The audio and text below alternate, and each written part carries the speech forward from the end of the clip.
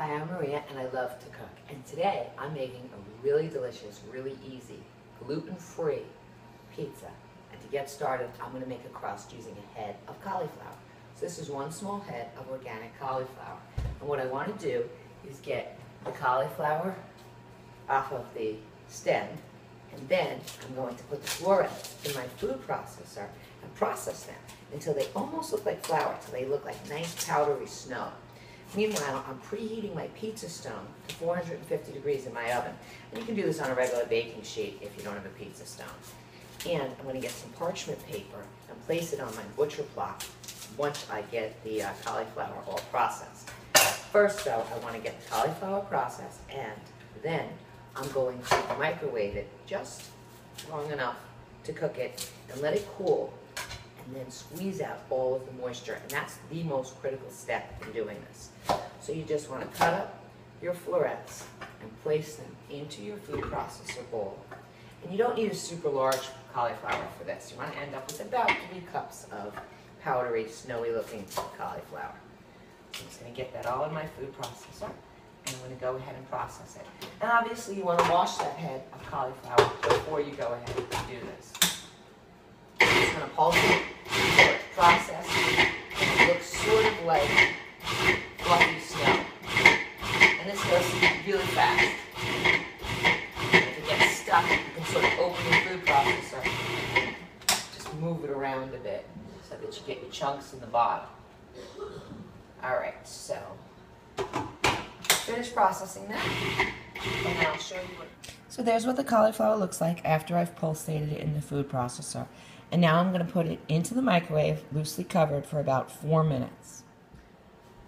So I went ahead and microwaved my pureed cauliflower or chopped cauliflower for 4 minutes, steaming hot.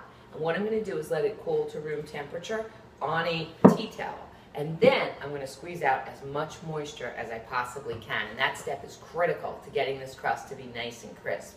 For those of you who don't have a food processor, it's perfectly fine to go ahead and just use your chopping knife and really finely chop the cauliflower, or to shred it on a box grater. That would work as well. So I've been squeezing and squeezing out the liquid from my cauliflower, and you'd be amazed at how much comes out. I think I got at least a cup of liquid. You want to get out as much liquid as you can, because this is what's going to enable your crust to be nice and crunchy and crispy, as opposed to all watery and not very nice.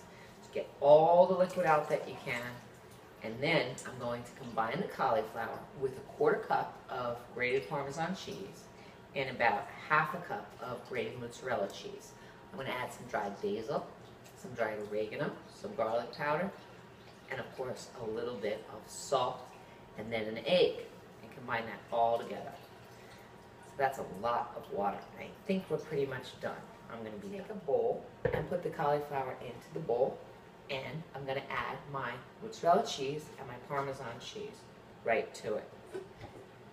So here's my parm, and here's my grated mozzarella. And then you want to go ahead and stir that, which means I need a fork.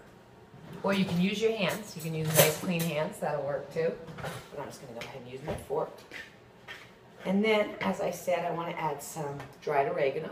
And when you're working with dried herbs, it's always a good idea to grind them in your fingers. About a 1/2 teaspoon of dried oregano. That releases the volatile oils, the aromatic oils. So it lets your spices and your herbs really infuse whatever it is you're making. I'm going to add about a 1/2 teaspoon of dried basil, and then I'm going to add some garlic powder. You could use fresh garlic too, but you'd want it very finely minced. And garlic powder, I think, has a little less bite to it, and it just gives it a really nice flavor. So I'm going to stir all that out, and then a little bit of salt. Next, I'm going to take a piece of parchment paper and coat it with, now that I've incorporated the cheese and the herbs to my squeezed, free of moisture cauliflower, I'm going to go ahead and add 1 egg, and I'm just going to incorporate that. Again, you can use your hands. I'm going to use a fork.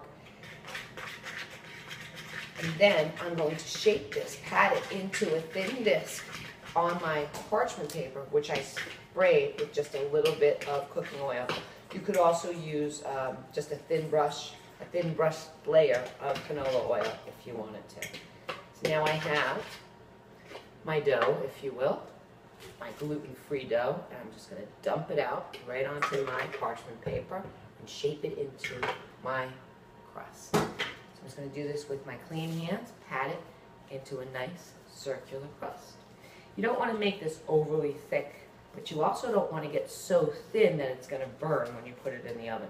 So I would say you're aiming for about 1/4 inch of thickness, and that way you're going to have enough integrity so that it won't burn and that you'll be able to slice it. But you won't have it so thick that it'll be too moist once you cook it. So once you get this nicely shaped crust, I'm going to get that hot pizza stone out of the oven. There's my beautiful cauliflower crust. I cooked it for about 11 minutes. And what I want to do now is add some toppings. I'm going to put some pizza sauce, some mozzarella cheese, some artichoke hearts, some mushrooms. These are canned mushrooms, but if you have fresh, you could saute them. And I also sauteed some onion. I'm going to go ahead and make my pizza and add some fresh herbs too. So there it is, my gorgeous pizza ready to go under the broiler. You don't have to put it back in the 400-degree oven because the crust is already cooked.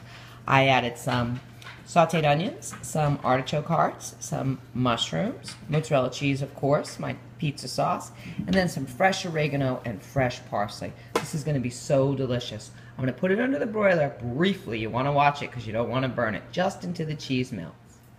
And there's my pizza, fresh out of the oven. Look at how gorgeous. I'm just going to let it set up for a minute, and then I'm going to go ahead and cut it and eat it.